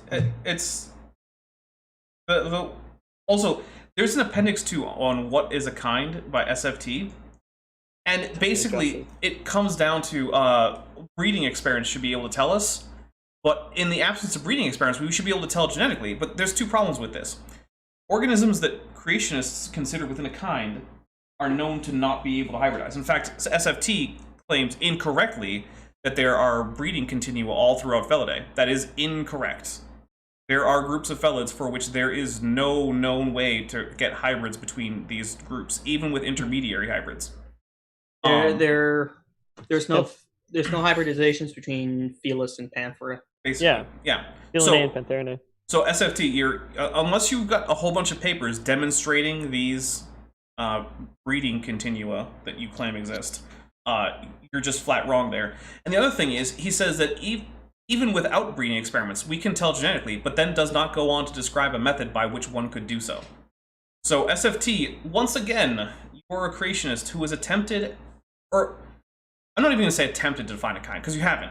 you've pretended to attempt to define a kind. And it's true that It's play acting. Right. Now, I get it. Your definition that a kind is a group of organisms that share a common ancestor with each other, but not with anything else. I get that that's what a kind is. But when I say define a kind, I mean you need to find a way that you can pick a group of organisms and tell which other organisms are in the same kind and which ones aren't. Be able to demonstrate that to anyone else who bothers to check your work. And have not even come close to doing this. And one of the problems is, because all of the techniques that you use, as you say, to determine that, say, dogs are a kind and bears are a kind, can be used to determine that dogs and bears are also in a kind. And that dogs and bears and cats and civets are also in a kind. And that they're all in a kind with pangolins. And that group is also in a kind with horses and cows and whales. And we can just keep on going. There's no point at which the same techniques that you use to determine that dogs are related stops working. You need to find a way for that technique to stop. Otherwise, you haven't defined a kind. And I don't care if it's a genetic definition or a morphological one or whatever. Sorry. Dapper, Call Me Emo has sent me a picture that completely falsifies phylogenetics and cladistics. I need you to enable screen sharing, Bill. Colton, how do I do that? You see the big green arrow in the middle of the bottom that says share screen? Yeah. All right, click on that, and it should have like a little like 3 dots. Don't see the 3 dots. Okay, well, maybe right click it. I don't know. There's an up arrow. Oh yeah, do that. Sharing options. Yes. All participants. There you go. Who can share? Who can start screen sharing? All participants. There we go. Okay. There you go, TD. There you go. Oh God. See, that would in fact actually go a long ways towards disproving evolution, right there. yes, Absolutely. So yes, it would. and that's the thing is it's also, but the thing that bothers me, and that standing doesn't do this quite as much. But one of the things that bugs me is a lot of times when creationists ask, or when you ask a creationist what kind of thing might demonstrate to them that evolution were true, they ask for things like that. They tend to ask for things that if we could show them, would in fact falsify at least large chunks of evolution. One guy I talked to a while ago did something really weird where he said, show me something like a mud skipper, but not a mud skipper. But, There are other things that do that. There are several groups of fish that can. Yeah, I just linked him to a walking catfish and said, this is the best Right. I'm gonna do. yeah.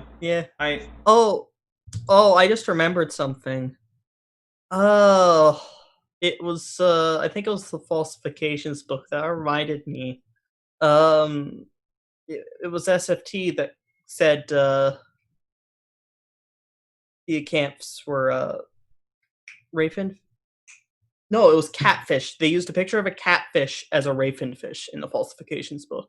Catfish. Oh yeah. Catfish are racing. Yeah, catfish No. are ravenfish. I mean, I think lungfish. there was Memory. there was something where they were like showing a picture of Tiktaalik and then saying, no, Tiktaalik is basically just a catfish. Oh, Even Oh, though catfish okay. are Even I Like, know they that's literally- not right. Yeah, they no. put a picture of Tiktaalik's fossil, then a picture of a Tiktaalik reconstruction, and then a modern like catfish looking thing. No. Mm-mm. yeah, And no, said, look, it's the same thing. I can iterate it better now because my memory's actually working again.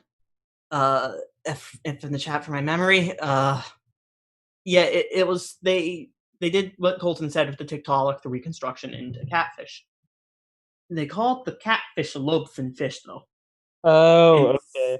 Yeah, Yeah. no, it's which is not. completely No, wrong. nope. Nope. Mm-mm. Completely.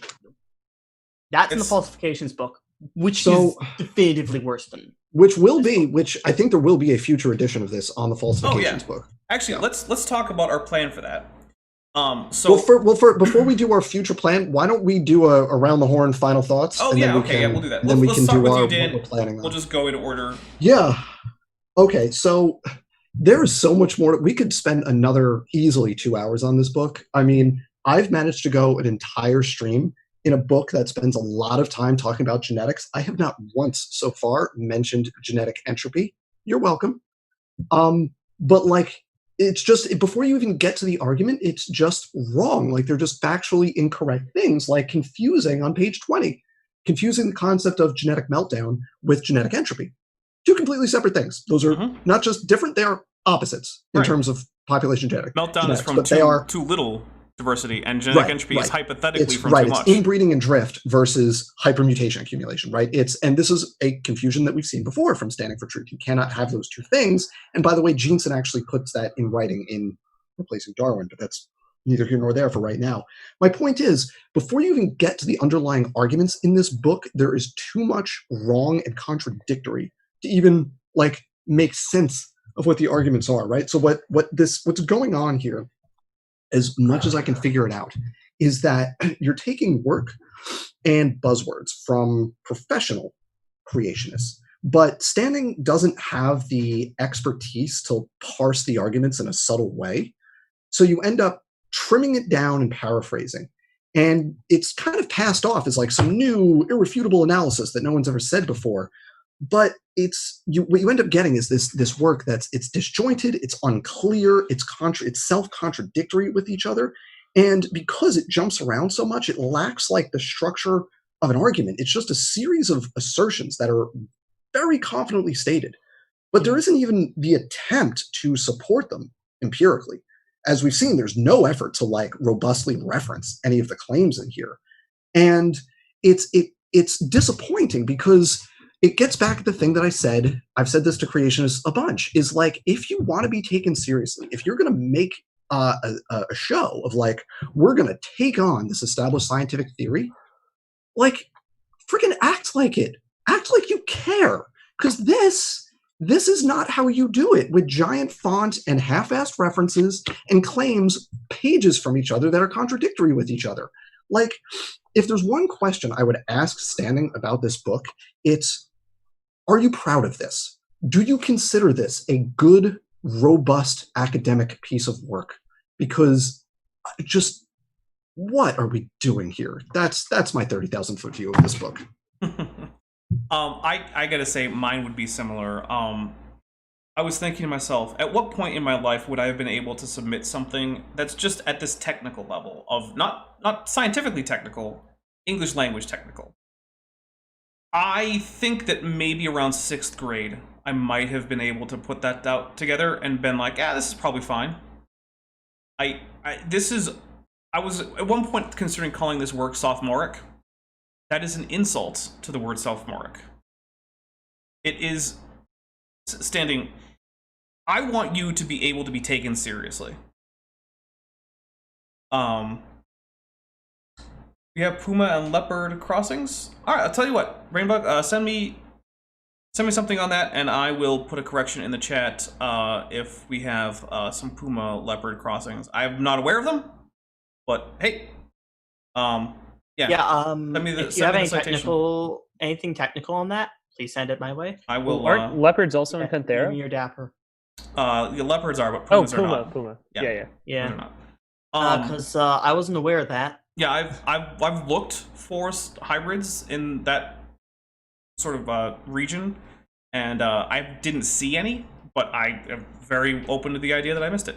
Yeah, I looked pretty hard for that stuff. So yeah, just Why I was send that confident along. saying that.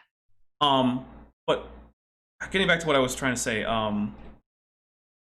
Standing, if you want anyone to take any of your claims seriously ever in your life, this goes out to your entire team, because I've seen writing from other members of your team.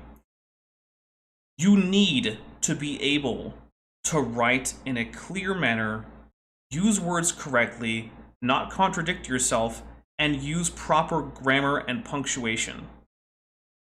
You are failing at the very basic level of communication. This would not work for a short story.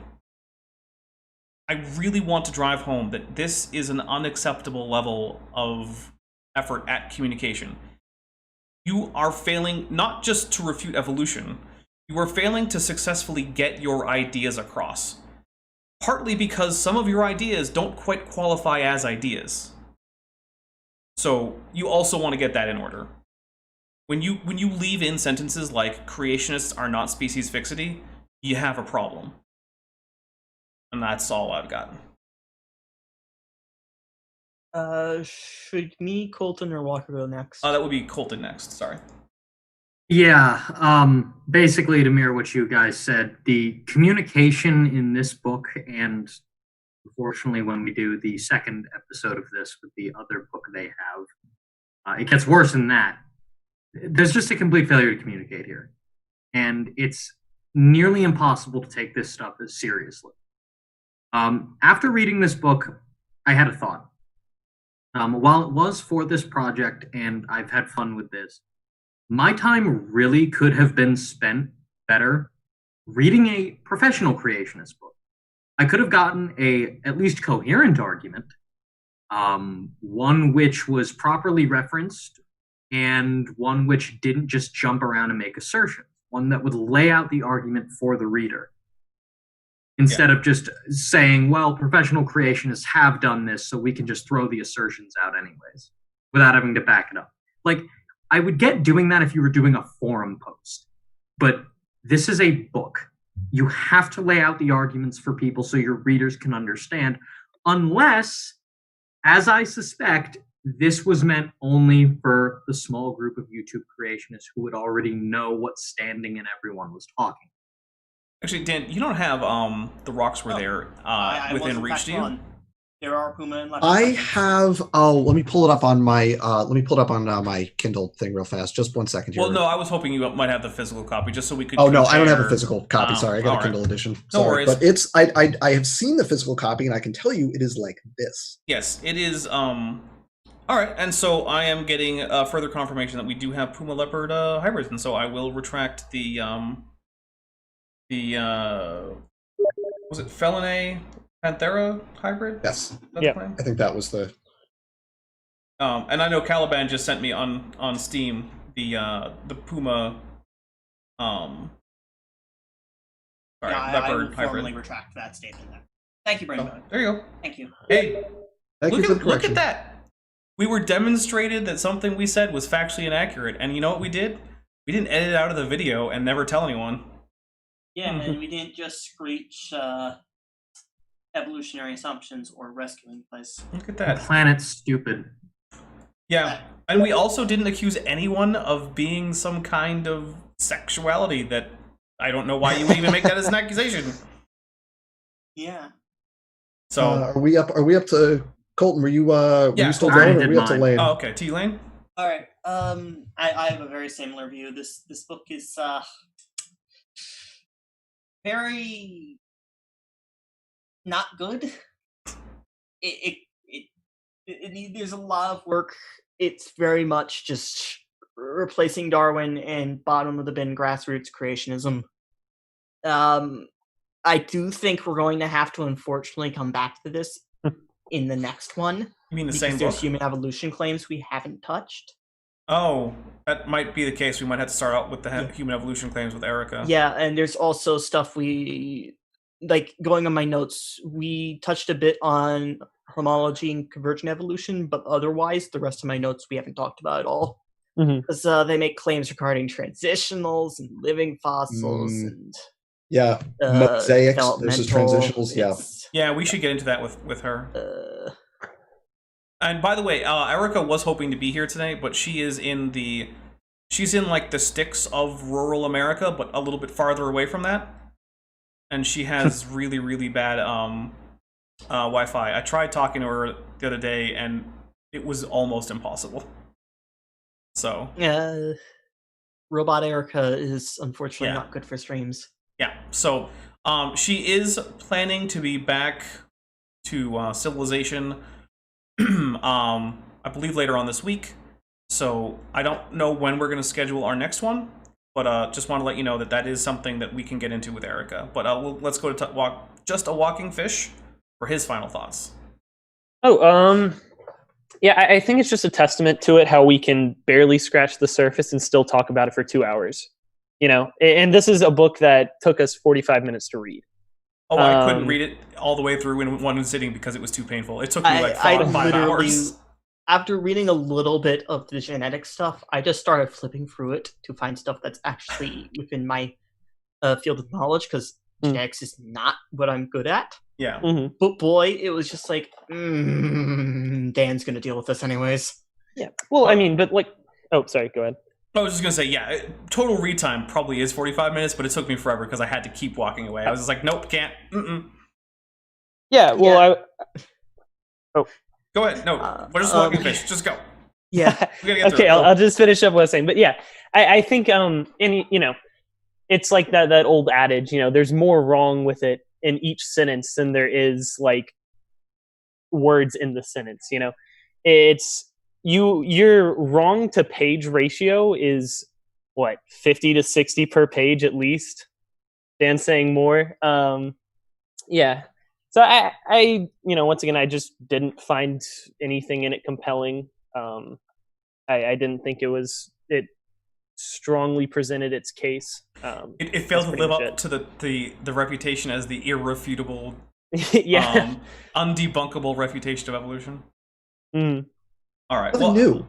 There's nothing new. We need to say that there's literally nothing in here. There is the one new you thing. haven't read before. There's the genes jumping There's, around. There's the transposon thing. Fair enough. There's one new thing that I had literally never heard before in my life. Probably because Fair it's point. so insane that it's hard to see. Fair point. There is that one new Yeah. thing. The rest of it is it's old rehashed arguments. Yeah.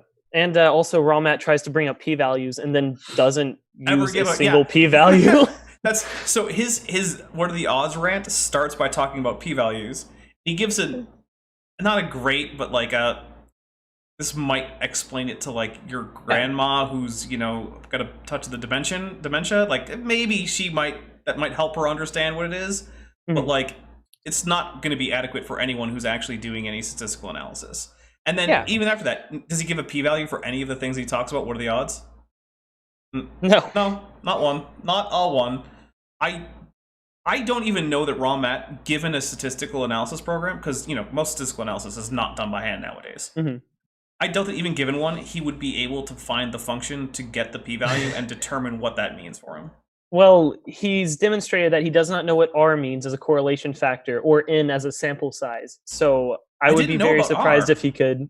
I Yeah, did well, not know about that's R. in his fraudulent paper, the antediluvian mutation rates one. See, the thing is, I haven't actually gone into depth in the actual body of that paper because Okay. my last video, I wasn't talking about the body of it because it really was just about the fact that.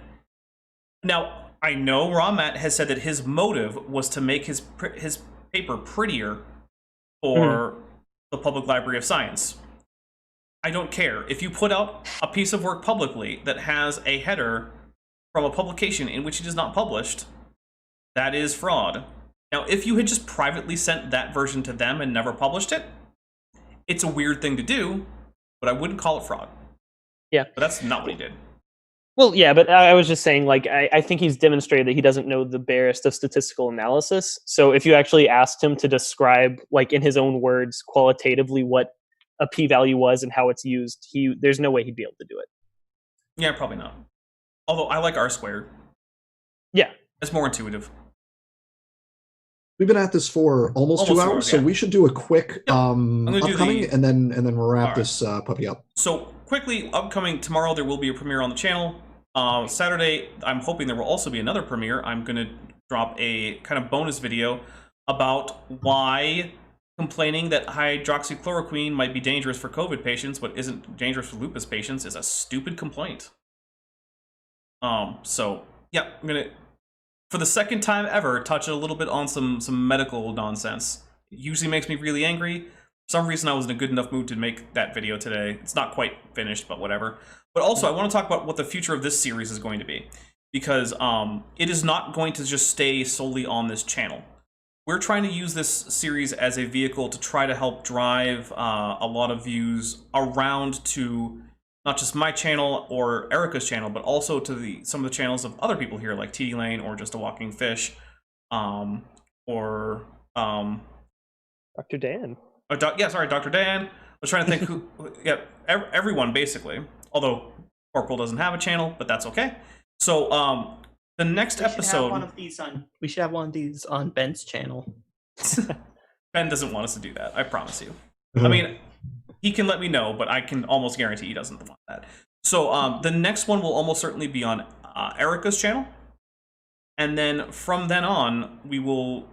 Well, from there we'll go rotating around. So I'm not sure where the next one will be. Maybe it'll be on Dan's. Maybe it'll be on TD Lane's. I don't know. Yeah, we'll figure it out based on the book we're doing and who's available, basically. But it looks like we may do a part 2 on this. I'm not sure. We might maybe do like we'll do a part 2 before we do falsifications. Maybe we'll do like a 1.5 and then do a bit on falsifications, then do a full episode on falsifications. I don't know. Yeah, we can kind of split it. Yeah, that makes sense. Yeah. So we'll figure it out. But that is also the case. It'll probably come back to this channel at some point. And I'll probably end up doing like a playlist or something, so you can see them from this channel if you want to go to playlists. But yeah, this is going to be spread around, and the reason we're starting with my channel and Erica's channel is basically because we have the larger 2 subscriber counts of the group, and so we want to drive our subscribers to go ahead and subscribe to all of these people. So unfortunately, I think I forgot, because I put the stream together a bit last minute, because I was busy working on the video. I think I forgot the links, but the links will be in there at a later date, so come back. And yeah, I think that is about it. I want to say a special thank you to my super chatters. We've got Vandalia 1998, Speed of Sound and Gravity, Scott and Scott Duke. Remember, if you want, before we end, RJ Downard is going to go live in literally 3 minutes. Yes, go to I'll RJ's. put his link to his stream in the chat. Go watch his stream. It's pretty good. I'm not gonna join because I'm a bit worn out from streaming for 2 hours. Yeah, I couldn't join if I wanted to right now. You too. But yeah, so go check that out. And I just want to say thank you very much, everyone, again, who's super chatted or who's a channel member or a patron. And if you're interested in joining the channel or being a patron or just buying some merch, we've got links in the description and there's a join button right on screen. If you don't want to, just make sure you like the video, share the video if you can. Share this with the creationist friends that you want to make angry. Yeah, that's always fun. And yeah. Oh, also watch my next video to the end, because it's going to be a bit more amusing than normal. All right, I'll talk to all you. I know, you just do it. Watch it all the way to the end. All right, bye everybody.